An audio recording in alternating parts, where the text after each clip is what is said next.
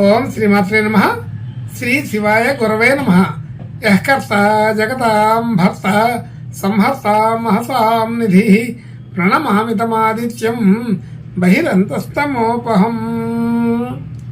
వీక్షకులకు నమస్కారం.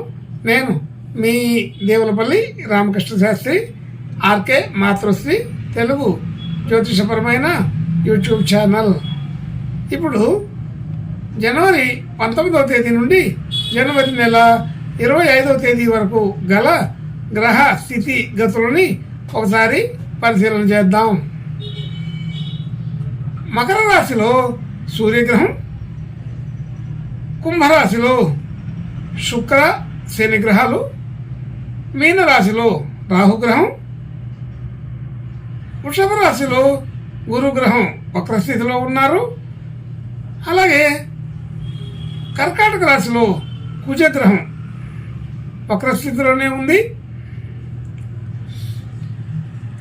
కన్యా రాశిలో చంద్ర కేతు గ్రహాలు, ధనస్సు రాశిలో బుధ గ్రహం సంచరిస్తున్నాయి. ఇటువంటి గ్రహ సంచారాన్ని అనుసరించి ఈ వారం రాశులకి వార ఫలాలు తెలుసుకుందాం. ఓం శ్రీమాత్రే నమః. ఇప్పుడు సింహరాశి వారి గురించి తెలుసుకుందాం. సింహరాశి వారికి రాశి నుండి 2వ స్థానంలో చంద్ర కేతు గ్రహాలు, 5వ స్థానంలో బుధగ్రహం, 6వ స్థానంలో సూర్యగ్రహం, 7వ స్థానంలో శుక్ర శని గ్రహాలు, 8వ స్థానంలో రాహుగ్రహం, 10వ స్థానంలో గురుగ్రహం, 12వ స్థానంలో కుజగ్రహం వక్రస్థితి నీచస్థితి. ఇటువంటి గ్రహస్థితిని అనుసరించి ఈ వారం ఈ సింహరాశి వారికి కొంత మధ్యస్థమైన ఫలితాలు ఉంటున్నాయి. రాశిపైన శని శుక్ర గ్రహాల దృష్టి ఉండి ఉంటుంది. అలాగే ఆలోచన తీరు అంతా కూడా అనుకూలంగానే ఉంటుంది.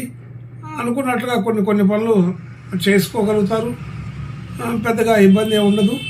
అయితే ఒక ఫార్ములా ప్రకారం, ఒక పద్ధతి ప్రకారం జరిగే పనులన్నీ కూడా వేగంగానే జరుగుతూ ఉంటాయి. ఇబ్బందికరమైన విషయాలు ఏమీ ఉండవు.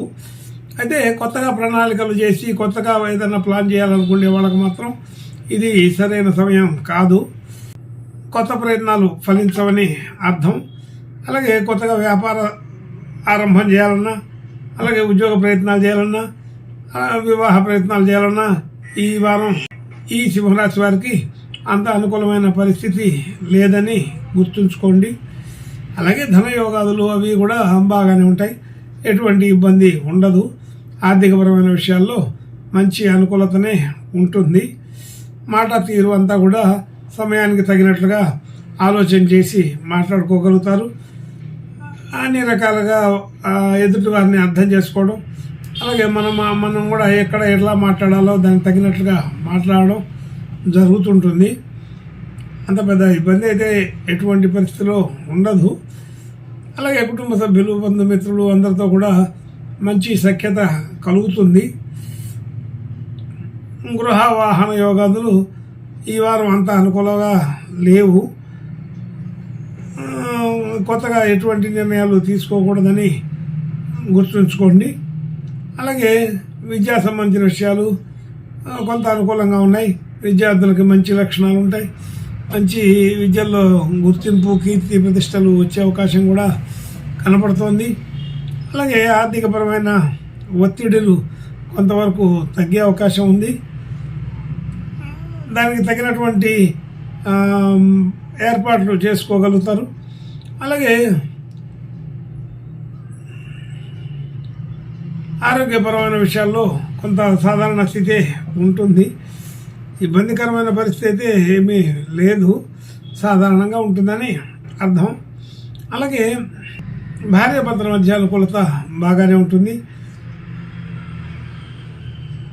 కొత్తగా డిపాజిట్లు, పెట్టుబడులు, షేర్ మార్కెట్ లాంటి విషయాల్లో పాలుపంచుకోవడం, ఇలాంటి పద్ధతులు ఏవి కూడా పెద్దగా అనుకూలపడే పరిస్థితి అయితే ప్రస్తుతం లేదు. మన యొక్క గృహ వాహన యోగాలు, భూమి సంపద విషయాలు, ఆస్తిపాస్తుల విషయంలో కొంత విలువలు సాధారణంగా ఉంటాయి, మధ్యస్థమైన విలువలుగా ఉంటాయి. కాబట్టి పెద్దగా డెవలప్మెంట్ అయినట్టుగా అనిపించదు. అలాగే ఉద్యోగ స్థితి, వ్యాపార స్థితి, వృత్తిపరమైన విషయాలు వాటిల్లో కూడా సాధారణంగా జరుగుతుంటుంది. అయితే పెద్దగా అనుకున్నంత ఎఫెక్టివ్గా ఉండదని తెలుసుకోవాలి. సాధారణమైనటువంటి పద్ధతిలో నడిచిపోతూ ఉంటాయి. అలాగే మనకి ప్రస్తుతానికి ఉన్న పద్ధతి ప్రకారం, ప్రస్తుతానికి ఉన్న గ్రహస్థితి ప్రకారం అనుకూల వాతావరణం తక్కువగా ఉందని తెలుస్తోంది. సరే, కొంతకాలం అనుకూల వాతావరణం వచ్చిందాక కొత్త ప్రయత్నాలు చేయకుండా ఉంటే బాగానే ఉంటుంది. అలాగే అనుకోకుండా ఖర్చులు వచ్చి పడే అవకాశం కూడా ఉంటుంది. కొంచెం జాగ్రత్తగానే ఆలోచన చేసుకొని ఉండాలి. అలాగే యోగకారక గ్రహమైన కుజుడు లగ్నాత్ వ్యయంలో ఉండడం, నీచ స్థానంలో వక్రించి ఉండడం, ఇవన్నీ ఉండడం వలన అనవసరమైన విషయాల్లో కలగజేసుకొని శత్రు బాధన పొందే అవకాశం ఉంటుంది. కొంచెం జాగ్రత్తగానే ఆలోచన చేసుకోండి. అనవసరమైన విషయాల్లో కల్పించుకోకుండా ఉండడమే మంచిది.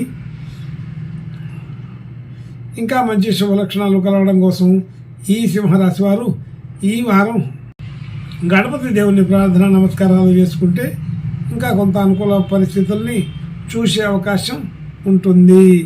శుభం భూయాత్. ఓం శ్రీమాత్రే నమః.